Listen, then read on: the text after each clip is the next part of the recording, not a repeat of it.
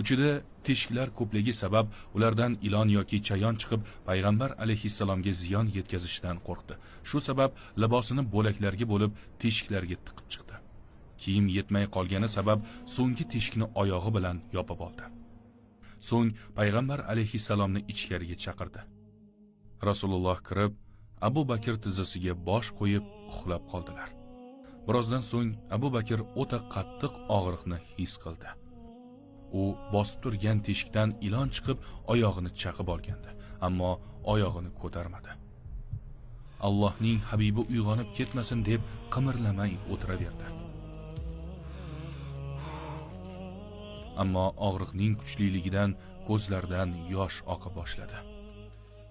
Uning ko'z yoshlari payg'ambar alayhissalom yuzlariga tushib uyg'otib yubordi.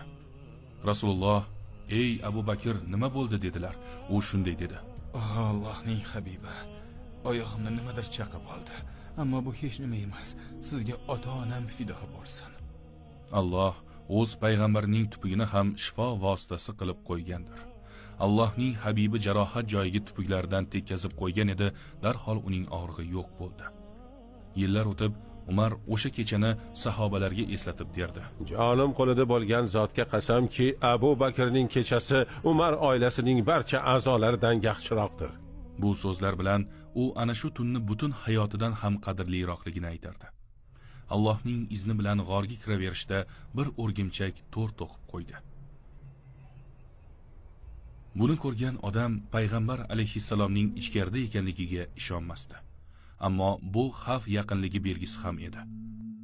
Mushriklar hatto g'orning og'zigacha kelishdi. Payg'ambar alayhissalom va Abu Bakr g'ordalik payti Asmo ularga yegulik olib kelardi. U 2 xalta yegulik tayyorladi, ammo ularni bir-biriga bog'lagani arqon topa olmadi. Uning beliga o'raydigan bog'ichi bor edi. Ana shu davrlarda ayol kishining bel bog'ichisiz odamlar ko'ziga ko'rinishi o'ta katta sharmandalik belgisi edi. Shunday bo'lsa-da, u hech nimaga qaramay bog'ichini olib, xaltalarni unga bog'ladi. Payg'ambar alayhissalom buni ko'rgach, shunday dedilar: Asmoning jannatda 2 bog'ichi bo'ladi.